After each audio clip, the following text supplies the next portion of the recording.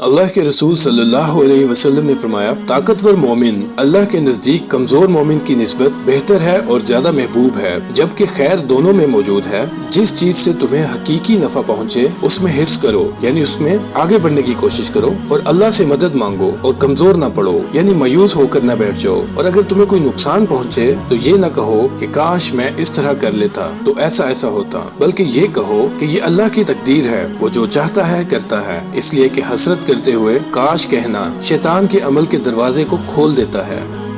ایک مرتبہ اللہ کے رسول صلی اللہ علیہ وسلم کو یہ فرماتے ہوئے سنا گیا، آپ نے فرمایا، بنی آدم کے سارے دل ایک دل کی صورت میں اللہ تعالیٰ کی انگلیوں میں سے 2 انگلیوں کے درمیان ہیں، وہ جس طرح چاہتا ہے ان سب کو گھماتا ہے۔ اس کے بعد آپ نے دعا کرتے ہوئے فرمایا، اے اللہ، اے دلوں کو پھیرنے والے، ہمارے دلوں کو اپنی اطاعت پر پھیر دے۔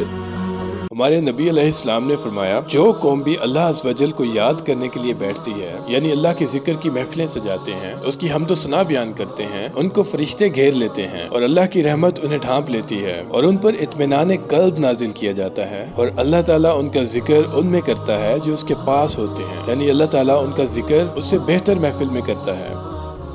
اللہ کے نبی نے فرمایا، جس شخص نے ہدایت کی دعوت دی اسے اس ہدایت کی پیروی کرنے والوں کے اجر کے برابر اجر ملے گا، یعنی جس نے اس ہدایت پر عمل کیا تو اس ہدایت کی طرف بلانے والے کو بھی ان کے برابر اجر ملے گا، اور ان پیروی کرنے والوں کے اجر میں کسی قسم کی کوئی کمی نہیں ہوگی۔ اور آپ نے فرمایا، جس شخص نے کسی گمراہی کی طرف دعوت دی اس پر اس کی پیروی کرنے والوں کے برابر گناہ کا بوجھ ہوگا، یعنی کسی نے کسی غلط کام کا آغاز کیا جس سے لوگ گمراہ ہو گئے تو اس آغاز کرنے والے کے اوپر اس کی پیروی کرنے والوں کے گناہوں کا بوجھ ہوگا، اور جو لوگ گناہ میں شامل ہوئے ان کے گناہوں میں بھی کوئی کمی نہیں ہوگی۔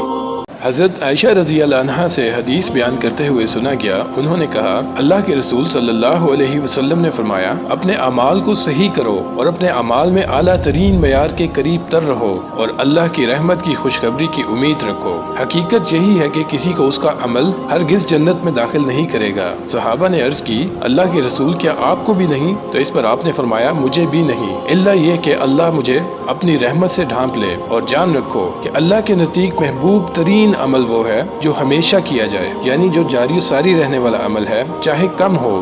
نبی اکرم صلی اللہ علیہ وسلم نے فرمایا، 7 قسم کے لوگوں کو اللہ تعالیٰ اس دن اپنے سائے میں سایہ مہیا کرے گا جس دن اس کے سائے کے سوا کوئی اور سایہ نہیں ہوگا۔ ان میں سے پہلا وہ شخص جو عدل کرنے والا حکمران تھا، اور وہ نوجوان جو اللہ کی عبادت کے ساتھ پروان چڑھا۔ پھر فرمایا، اور وہ آدمی جس کا دل مسجد میں اٹکا ہوا ہے۔ اور پھر فرمایا، ایسے 2 آدمی جنہوں نے اللہ کی خاطر ایک دوسرے سے محبت کی، اسی پر اکٹھے ہوئے اور اسی پر جدا ہوئے۔ پھر فرمایا، ایسا آدمی جسے مرتبے اور حسن والی عورت نے گناہ کی طرف مائل کرنا چاہا، مگر اس آدمی نے کہا، میں اللہ سے خوف کھاتا ہوں، اللہ کا ڈر رکھتا ہوں، اور وہ اس برائی سے باز رہا۔ اور وہ آدمی جس نے چھپا کر صدقہ کیا، حتیٰ کہ اس کا بایاں ہاتھ جو کچھ خرچ کر رہا تھا اسے دایاں ہاتھ نہیں جانتا تھا۔ اور وہ آدمی جس نے تنہائی میں اللہ کو یاد کیا، اور اتنی عقیدت سے، اتنے خوف سے اور اتنی محبت سے یاد کیا کہ اس کی آنکھیں بہنے لگیں۔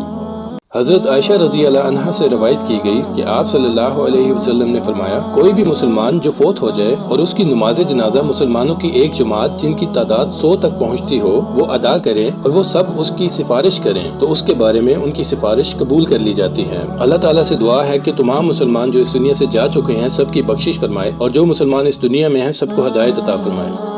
حضرت ابو ہریرہ رضی اللہ عنہ نے نبی صلی اللہ علیہ وسلم سے روایت کی، حضور نے فرمایا، سب کے ساتھ مل کر نماز پڑھنا اکیلے انسان کی نماز سے 25 درجے افضل ہے۔ آپ نے مزید فرمایا، رات کے فرشتے اور دن کے فرشتے فجر کی نماز میں جمع ہوتے ہیں۔ حضرت ابو ہریرہ رضی اللہ عنہ نے کہا، تم چاہو تو یہ آیت پڑھ لو جو اس بات کی تصدیق کرتی ہے، اور فجر کے وقت قرآن پڑھنا، بلا شبہ فجر کی قرات میں حاضری دی جاتی ہے، یعنی وہ فرشتوں کی حاضری کا وقت ہوتا ہے، اور عبادت کے لحاظ سے، دعاؤں کی قبولیت کے لحاظ سے، اور قرآن کی تلاوت اور اس کو سمجھنے کے لحاظ سے سب سے موزوں وقت ہے۔